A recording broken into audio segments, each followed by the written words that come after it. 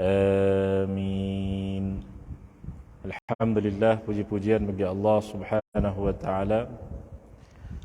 Dengan limpah dan kurnianya dapat kita bersama-sama pada hari ini untuk kita sambung muzakarah kita dalam kitab Aqidatul Awam yang dikarang oleh Al-Imam As-Sayyid Ahmad Al-Marzuqi Al-Maliki Al-Makki. InsyaAllah kita sambung pada muka surat 22. InsyaAllah kita sambung pada muka surat 22. Qala al-musannif rahimahullahu ta'ala wa nafa'ana bihi wa bi'ulumihi fid daraini amin min ghairi kayfin wa inhisarin waftarat alaihi khamsa ba'da khamsina farad, tanpa diketahui bagaimana Isra' dan Mi'raj tu, ya? Tanpa diketahui bagaimana Isra' dan Mi'raj. Ini sambungan daripada bait tentang Isra' dan Mi'raj, ya? Tanpa diketahui bagaimana Isra' dan Mi'raj dan tanpa dapat diliputi oleh akal, dan dia memfardukan ke atasnya 5 salat setelah memfardukan 50 kali salat.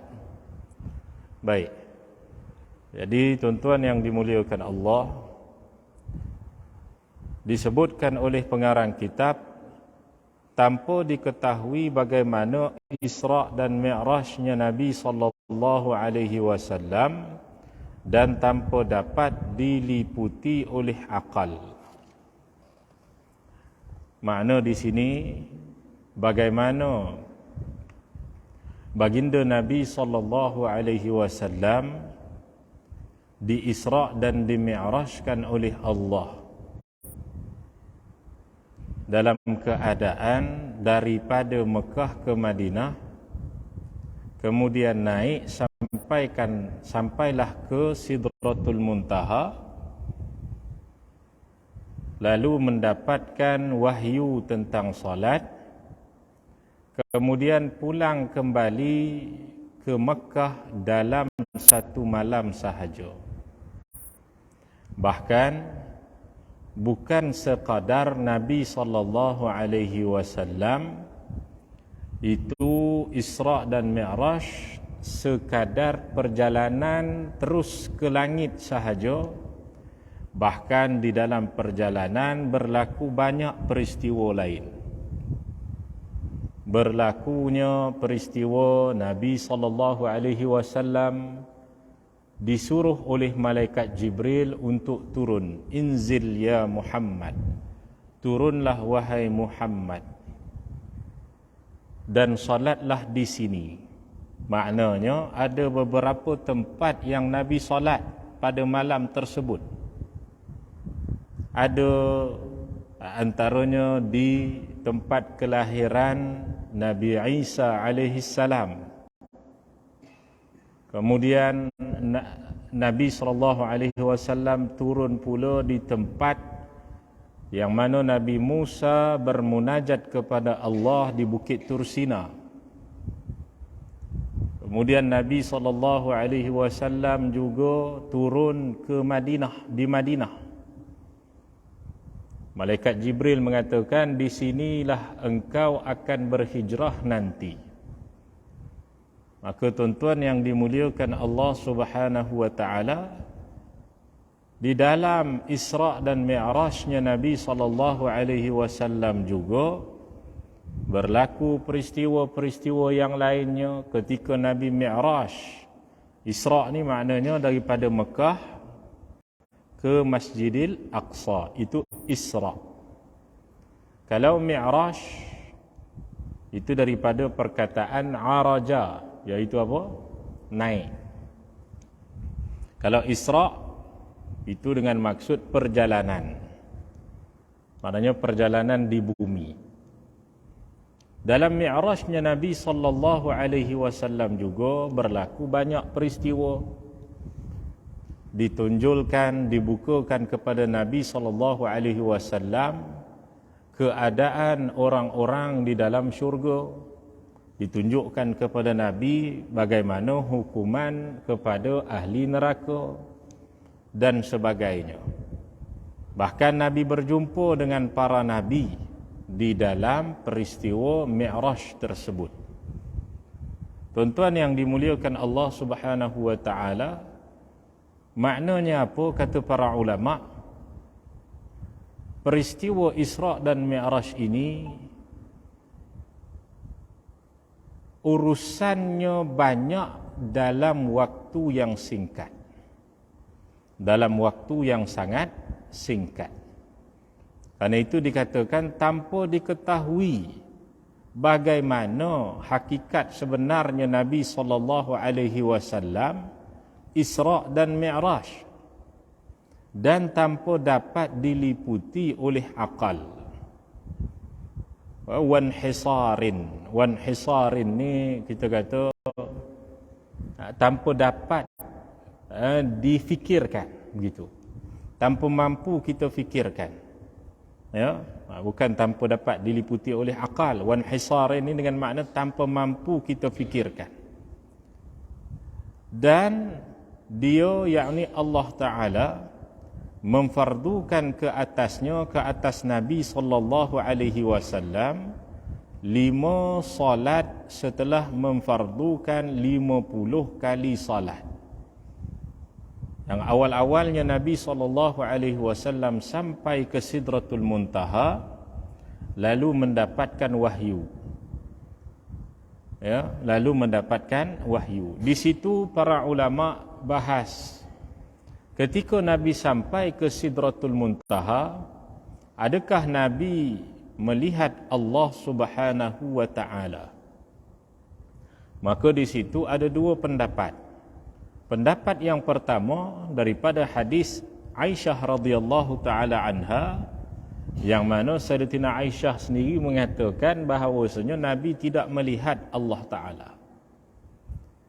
Dan pendapat yang kedua itu juga daripada beberapa hadis yang mengatakan Nabi melihat Allah Taala.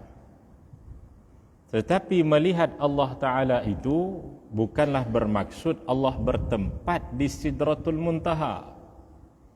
Bukanlah bermaksud Allah meliputi kawasan Sidratul Muntaha, ataupun Allah Subhanahu wa Ta'ala ittisal, yakni bersambung kepada tempat Sidratul Muntaha. Bukan.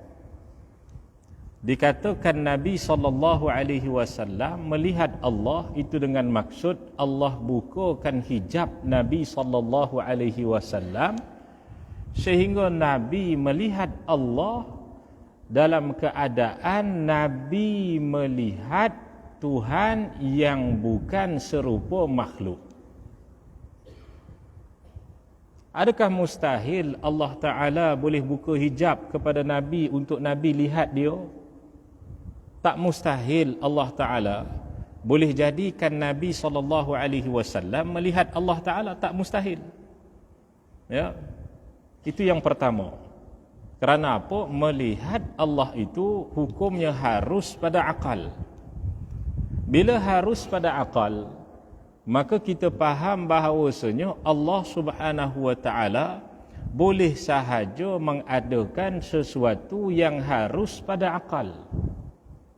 Bukan mustahil pada akal. Kalau mustahil pada akal, maknanya takkan ada sama sekali. Nah, ini perkara harus pada akal. Bila harus pada akal, apa perkara harus pada akal? Iaitu melihat Allah. Harus pada akal kita. Maka, tuan-tuan yang dimuliakan Allah, Allah Subhanahu wa Ta'ala menjadikan Nabi melihat Allah Subhanahu wa Ta'ala dalam keadaan Nabi tidak melihat Allah seperti melihat makhluk, kerana Allah bukan makhluk. Kalau makhluk, dia mesti bertempat, berarah, berjisim, ada anggota badan, berjirim.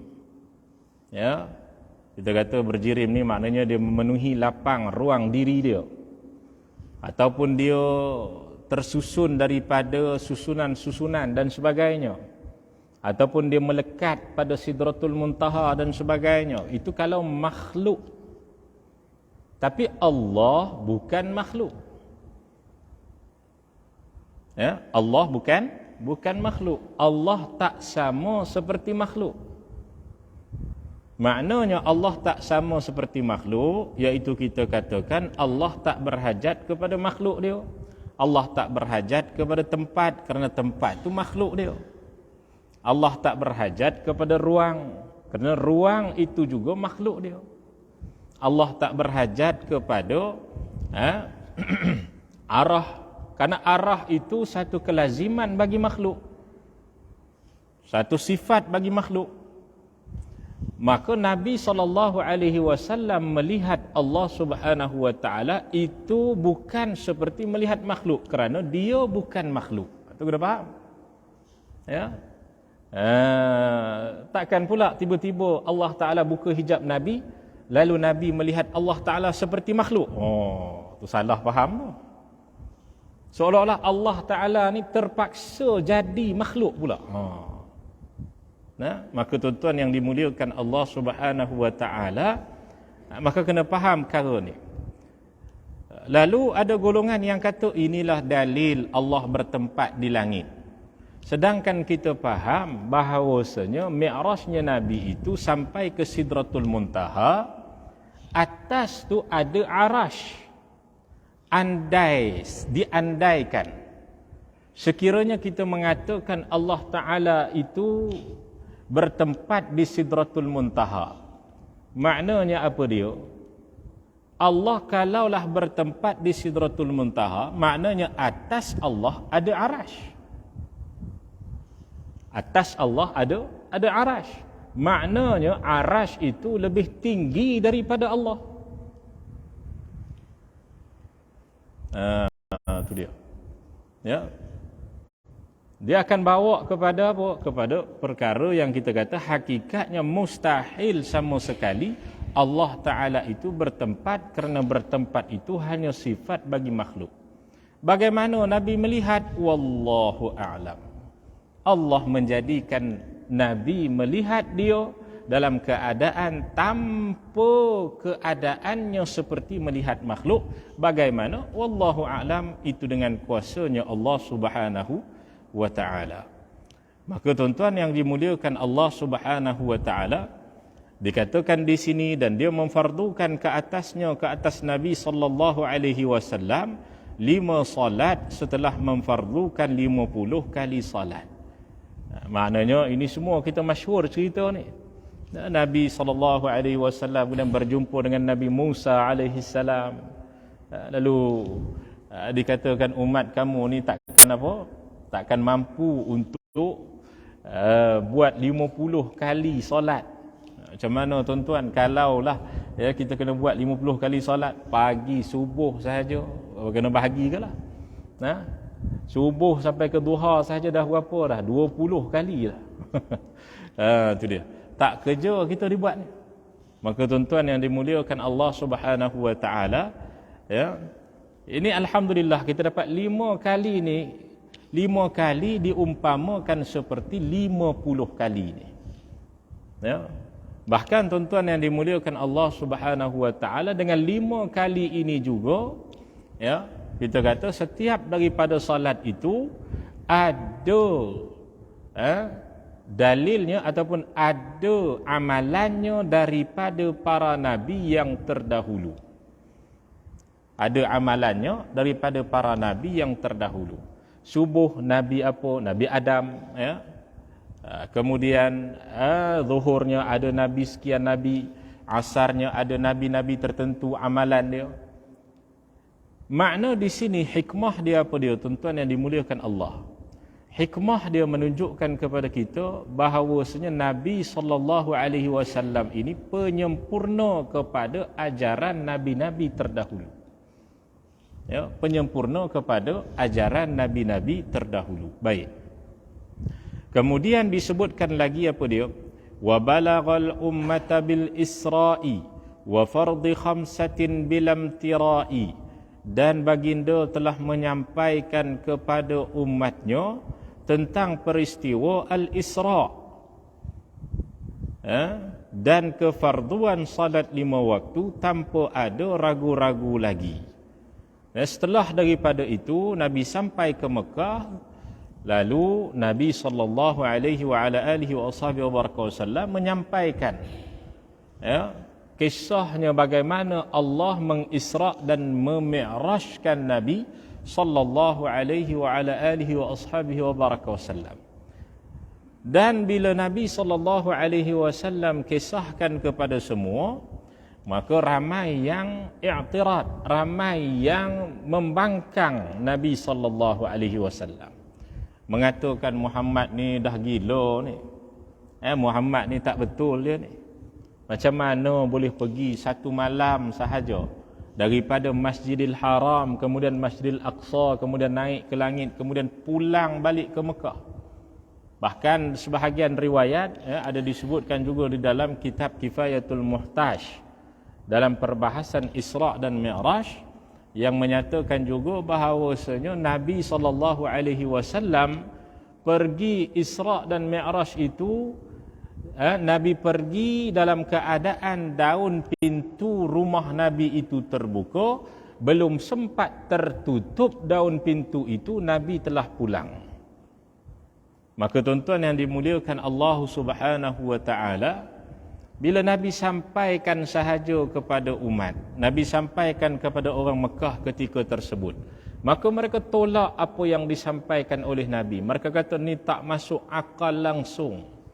Sedangkan perkara ni masuk akal.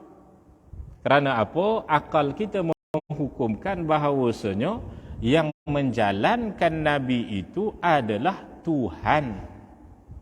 Kerana itu disebutkan di dalam Al-Quran, A'udzu billahi minasyaitonir rajim, Subhanalladzi asra bi'abdihi lailan minal masjidil haram ilal masjidil aqsa allati barakna hawlahu linuriyahu min ayatina. Ilal akhir. Disebutkan apa dia? Maha suci Tuhan yang menjalankan hamba-Nya. Maknanya bukan Nabi jalan sendiri, tetapi dijalankan oleh Tuhan.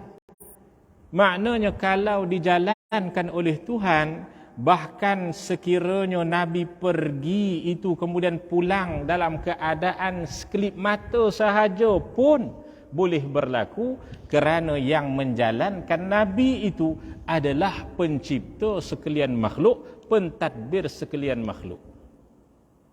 Tetapi orang kafir, mereka ini tidak berakal. Mereka tak dapat fikir tentang perkara ni. Akhirnya mereka mengatakan Nabi penipu dan sebagainya. Sedangkan mereka ini tahu bahawasanya Nabi ini digelar dengan Al-Amin, yakni seorang yang amanah. Sebelum diutus menjadi Rasul lagi, orang-orang Mekah telah menggelarkan Nabi kita Muhammad sallallahu alaihi wasallam dengan Al-Amin. Diriwayatkan pada umurnya Nabi 35 tahun. Ada sebahagian riwayat kata 25. Yang mana Nabi sallallahu alaihi wasallam telah menyatukan kabilah-kabilah yang bergaduh. Ini masyhur cerita ni kan. Kerana apa? Kerana mereka masing-masing nak meletakkan Hajarul Aswad setelah berlakunya banjir besar. Ketika tersebut Nabi telah menyatukan mereka dengan membentangkan kain putih, lalu masing-masing memegang setiap bucu, mengangkat sama-sama Hajarul Aswad, lalu Nabi SAW meletakkan Hajarul Aswad di tempat dia. Maka semua orang memuji Nabi ketika tersebut. Kemudiannya tuan-tuan yang dimuliakan Allah, apabila Nabi SAW telah menyatakan tentang kerasulan baginda SAW, tiba-tiba mereka ini tidak mahu menerima kerasulan baginda Nabi SAW. Dalam keadaan mereka ini lawan Nabi, dalam keadaan mereka ini tentang Nabi SAW, kalaulah mereka ini pergi berdagang, yakni orang kafir mereka ini pergi berdagang, maka mereka akan memberikan barang-barang berharga mereka kepada Nabi sallallahu alaihi wasallam supaya Nabi jaga barang mereka. Tetapi setelah itu mereka tentang Nabi sallallahu alaihi wasallam. Tapi kalau nak berikan siapa yang mampu, yang dikatakan amanah untuk menjaga barang, mereka tahu bahawasanya tidak lain dan tidak bukan itu Muhammad sallallahu alaihi wasallam. Bahkan di kalangan mereka sendiri pun mereka tak percaya untuk jaga barang. Karena itu kisah tentang hijrahnya Nabi sallallahu alaihi wasallam. Sebelum Nabi sallallahu alaihi wasallam berhijrah, pada malam tersebut, ketika mana Nabi sallallahu alaihi wasallam dengan Sayyiduna Abu Bakar As-Siddiq radhiyallahu taala anhu nak berhijrah daripada Mekah ke Madinah, kemudiannya Nabi memerintahkan kepada Sayyidina Ali untuk apa? Untuk duduk di tempat baginda Nabi sallallahu alaihi wasallam. Lalu Nabi pesan kepada Sayyidina Ali radhiyallahu taala anhu, wahai Sayyidina Ali, di sini ada beberapa barang orang kafir yang mereka minta aku jaga. Nanti kalau mereka pulang daripada tempat dagangan mereka, maka kau berikan kepada mereka. Subhanallah. Kalaulah kita kata kita dah tahu bagaimana perangai orang kafir ni, kita ambil je barang dia. Tapi bukan pada Nabi sallallahu alaihi wa ala alihi wasallam. Nabi menunaikan hak yang sepatutnya walaupun orang tersebut memusuhi baginda Nabi sallallahu alaihi wa ala alihi wa ashabihi wa baraka wasallam. Maka tuan-tuan yang dimuliakan Allah Subhanahu wa taala, itulah baginda Nabi kita Muhammad sallallahu alaihi wa ala alihi wa ashabihi wa baraka wasallam yang Allah telah sifatkan Nabi dengan rahim, yakni penyayang. Ya, baik. Wa qad faza siddiqun bi tasdiqillah wa bil uruj as-sidq wa fa ahlah. Dan sesungguhnya telah beruntung Abu Bakar As-Siddiq radhiyallahu taala anhu kerana membenarkan baginda sallallahu alaihi wasallam, dan dengan peristiwa Mi'raj beliau menyetujui dan membenarkan baginda sallallahu alaihi wa ala alihi wa ashabihi wa baraka wasallam. Dalam keadaan orang tak percaya pada Nabi sallallahu alaihi wasallam, Abu Bakar As-Siddiq radhiyallahu taala anhu digelarkan As-Siddiq. As-Siddiq ni maknanya orang yang sangat membenarkan. Bila sebut Siddiq ni tuan-tuan, maknanya orang yang sangat membenarkan. Andai kata tak beritahu lagi, dia dah benarkan. Tak sempat nak beritahu, dia dah benarkan dah apa yang disebutkan oleh, apa yang akan disebutkan oleh baginda Nabi sallallahu alaihi wasallam. Karena itu gelarannya As-Siddiq. Abu Jahal datang pada Abu Bakar As-Siddiq radhiyallahu taala anhu. Dia beritahu kepada Abu Bakar As-Siddiq. Dia lepas dia dengar. Ini Sayyidina Abu Bakar tak dengar lagi ni kisah Nabi Isra' Mi'raj. Ni Nabi SAW beritahu pada semua dulu ni. Abu Jahal dapat tahu dulu. Bila Abu Jahal dapat tahu, maka dia pun datang kepada Sayyidina Abu Bakar As-Siddiq radhiyallahu taala anhu. Dia datang kepada Sayyidina Abu Bakar As-Siddiq radhiyallahu taala anhu, dia kata, "Wahai Abu Bakar, kau tahu tak ni kisah Muhammad ni? Dia baru cerita tadi ni, kata dia Isra' Mi'raj ni satu malam sahaja ni," dia kata. "Kau percaya kau kepada Muhammad?" Dia tanya kepada Abu Bakar As-Siddiq radhiyallahu taala anhu. Maka Sayyiduna Abu Bakar As-Siddiq mengatakan, "Lau akhbarani annahu urija lis-sama'i la saddaqtu." Kalaulah dia mengatakan bahawasanya dia pergi ke langit terus sekarang ni juga, aku tetap akan membenarkan dia. Ini katanya Sayyidina Abu Bakar As-Siddiq radhiyallahu taala anhu. Ini Sayyidina Abu Bakar As-Siddiq radhiyallahu taala anhu antara sahabat yang banyak keutamaan, banyak keutamaannya. Bahkan dikisahkan, kalau tuan-tuan baca dalam Syama'il Muhammadiyah Imam Tirmidzi, Sayyiduna Abu Bakar As-Siddiq radhiyallahu taala anhu kebiasaannya tak makan 6 hari. Ya, 6 hari tak makan. Kalau makan pun dia makan sebiji kurma. Ini kebiasaannya Sayyidina Abu Bakar As-Siddiq radhiyallahu taala anhu. Kalau dia lapar, Sayyidina Abu Bakar As-Siddiq kalau lapar, maka dia akan keluar. Kadang-kadang dia lapar waktu malam, dia akan keluar. Dia nak pergi cari Nabi SAW. Kemudian terjumpa dengan baginda Nabi SAW, nampak je wajah Nabi SAW, terus kenyang dia. Dia kenyang dengan Nabi. Ini lain cerita ni. Ya. Dia kenyang dengan baginda Nabi SAW. Maknanya apa? Maknanya kata Al-Imam Ibn Mubarak. Kata Ibn Mubarak mengatakan, para sahabat Nabi SAW ketika mereka melihat wajah Nabi yang berhijrah daripada Mekah ke Madinah, maka Ibnu Mubarak mengatakan tidak pernah terlihat wajah yang bersinar-sinar di kalangan para sahabat, melainkan pada hari mereka melihat Nabi Muhammad sallallahu alaihi wasallam masuk ke kota Madinah. Maknanya apa? Para sahabat bila nampak sahaja wajah Nabi, terus mereka gembira. Terus mereka merasakan keseronokan dan kebahagiaan dalam hidup mereka. Bahkan ada sahabat antaranya Sayyidina Mu'adz bin Jabal radhiyallahu taala anhu.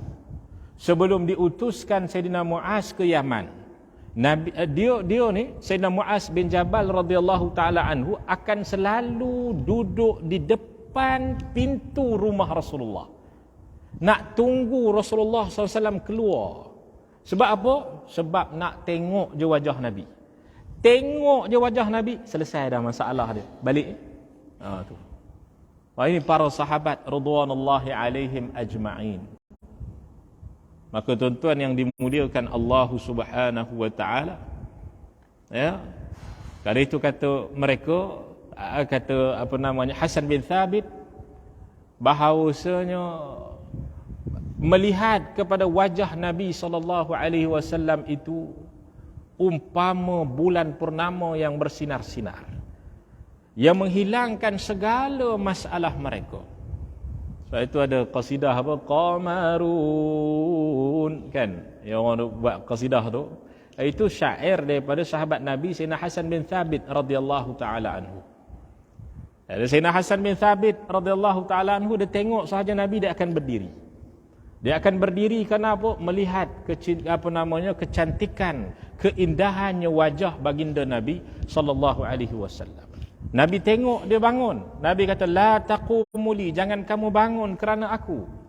Jangan kamu bangun bila aku datang. Sayyidina Hasan bin Thabit tetap bangun, tak duduk. Sahabat lain duduk, Sayyidina Hasan bin Thabit tak nak duduk, nak berdiri juga dia.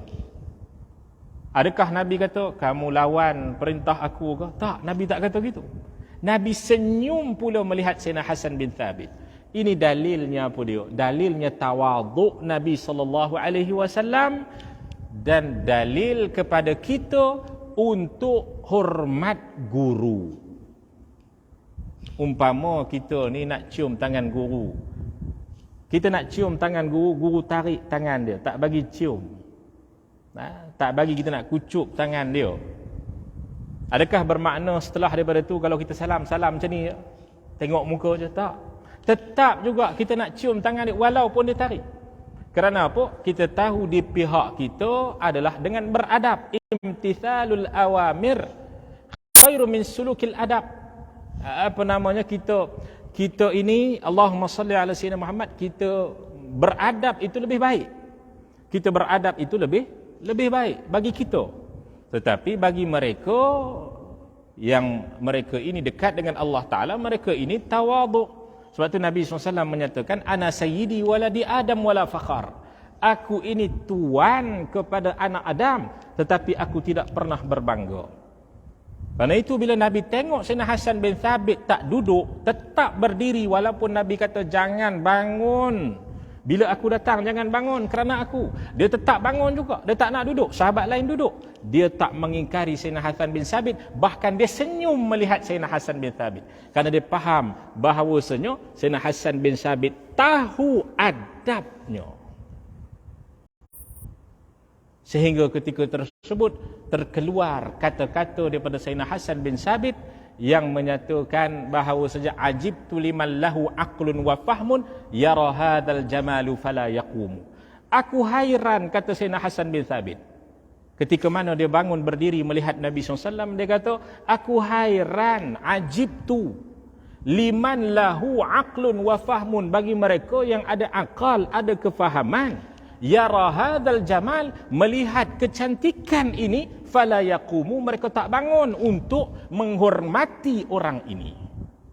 Bahkan Nabi bila dengar sahaja bait syair yang dilontarkan oleh Sayyidina Hasan bin Thabit, Nabi tersenyum sehingga nampak gigi baginda Nabi sallallahu alaihi wa ala alihi wa ashabihi wa baraka wasallam. Baik. وهذه عقيدة مختصرة وللعوام سهلة ميسرة, dan inilah akidah yang diringkaskan dan bagi orang awam senang serta dipermudahkan. Nazimu tilka Ahmadul Marzuqi man yantami lis-sadiqil masduqi, penyusunnya itu adalah Ahmad Al-Marzuqi, sebagaimana kita dah bahaskan siapa penyusunnya, seorang yang sampai nasabnya kepada seorang yang benar lagi dibenarkan, Nabi Muhammad sallallahu alaihi wasallam. Walhamdulillahi wa sallama ala nabiyyi khairi man qad allama, segala puji bagi Allah dan rahmat dan kesejahteraan ke atas Nabi Muhammad sallallahu alaihi wasallam, sebaik-baik insan yang telah mengajar akidah ini. Wal ali was sahbi wa kulli mursyid wa kullaman bi khairin hadyin yaqtadi, demikian juga ke atas keluarga, sahabat-sahabat dan setiap orang yang memberi petunjuk dan setiap orang yang telah mengikut sebaik-baik petunjuk. Wa as'alul karima ikhlasal amal wa naf'a kulli man biha qad ishtaghal.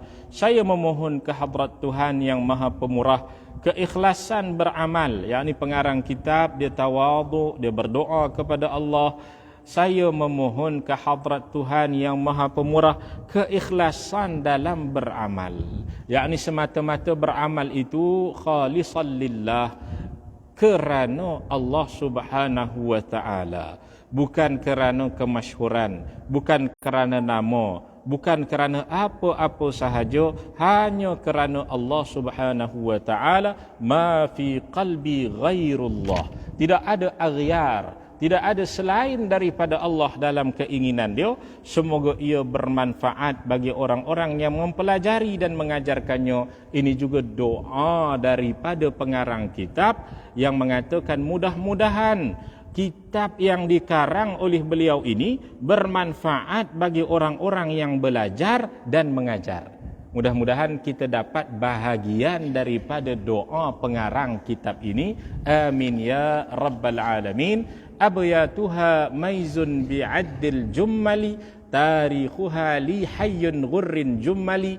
Bilangan bait nazam. Nazam ni syair lah, susunan syair lah. Ini sebanyak 57 bait mengikut bilangan huruf maizun, mim, ya dan zai, dan kiraan ketentuan penanggalannya iaitu tarikh karang disesuaikan bilangan huruf li, hai, ghur, lam, ya, ha, ya, ghin dan ra, iaitu 1258. Dia perbahasan tentang bab huruf jummal ni tuan-tuan ya. Dia cara tertib nombor Arab dia lain sikit sebenarnya, tapi kita tak bahas panjang lebar lah bab ni. Dia kalau ghin dalam bahasa Arab, ghin tu itu jumlahnya 1000. Ya, contohlah. Kalau ha tu 8. Kalau ya tu kalau ya tu 10.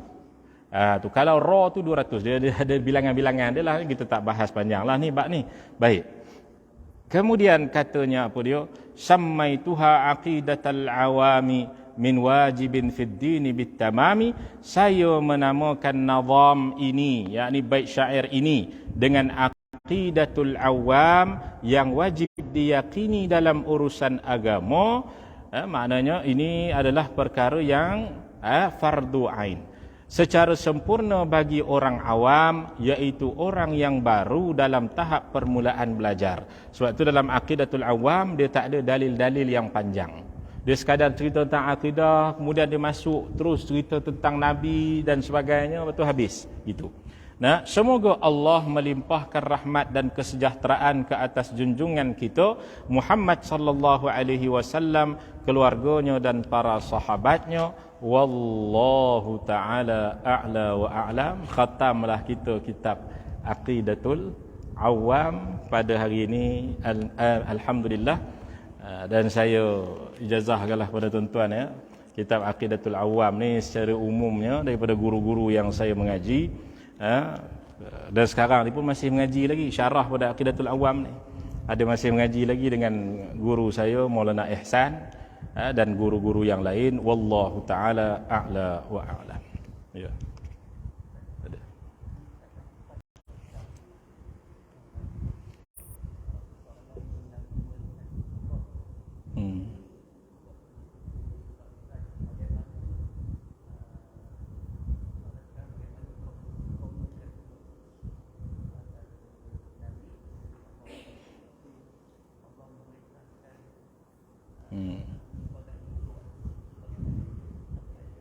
Bagaimana komunikasi itu? Baik.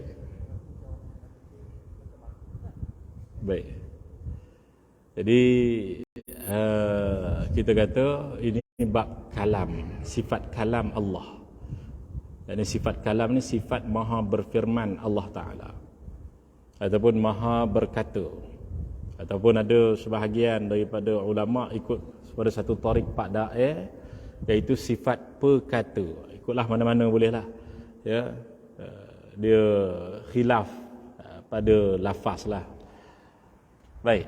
Jadi tuan-tuan yang dimuliakan Allah SWT, kita kata bagaimana Nabi SAW berinteraksi dengan Allah Subhanahu Wa Taala dalam keadaan mendapatkan wahyu tersebut.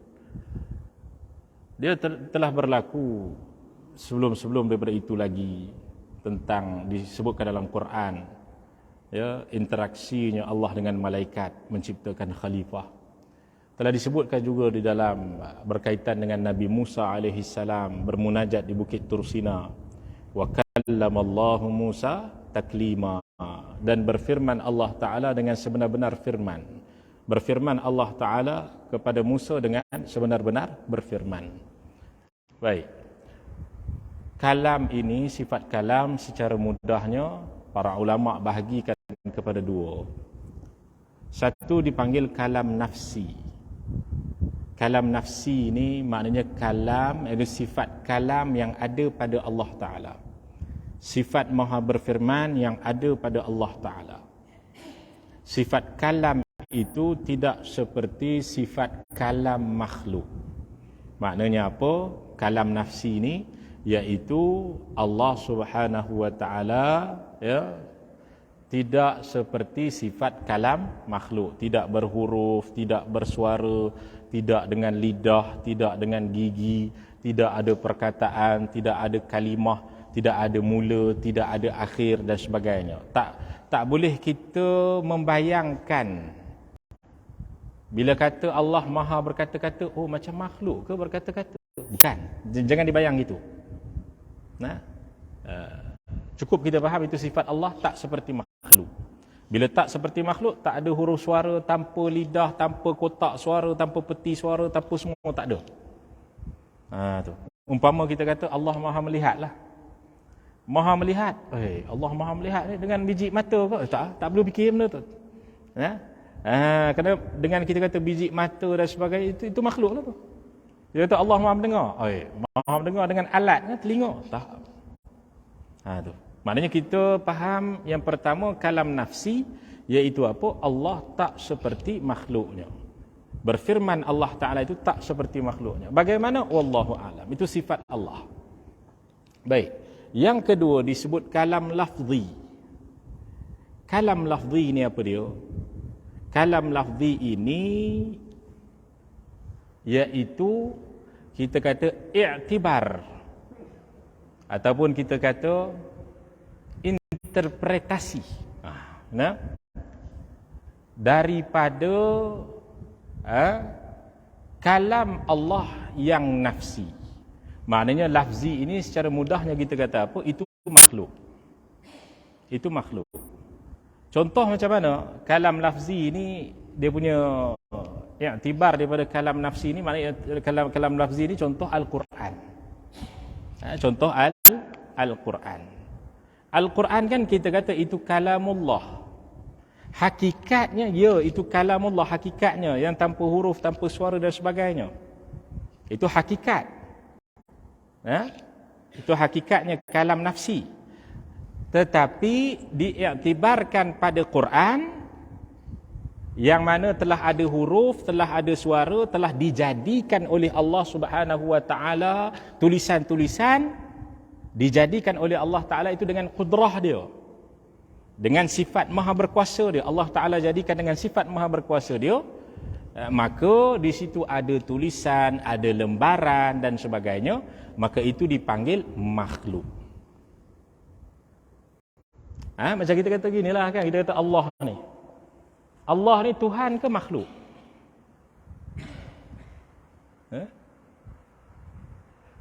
Hakikat dia Tuhan lah. Tapi kalau tulisan ini makhluk. Yang saya sebut ni, suara saya ni, ini makhluk. Allah, ini makhluk. Tapi hakikat sebenar daripada sebutan tu, hakikat sebenar daripada tulisan ni, hakikat dia itu bukan makhluk. Tapi ini diiktibarkan sahaja dengan tulisan dan sebagainya, ini semua makhluk lah ni. Itu kena faham di sini. Baik. Bagaimana Nabi SAW berinteraksi dengan Allah? Ada dua pendapat para ulama.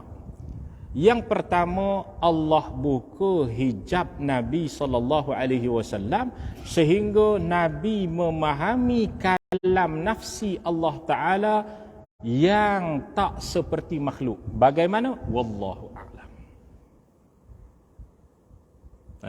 Ini yang pertama.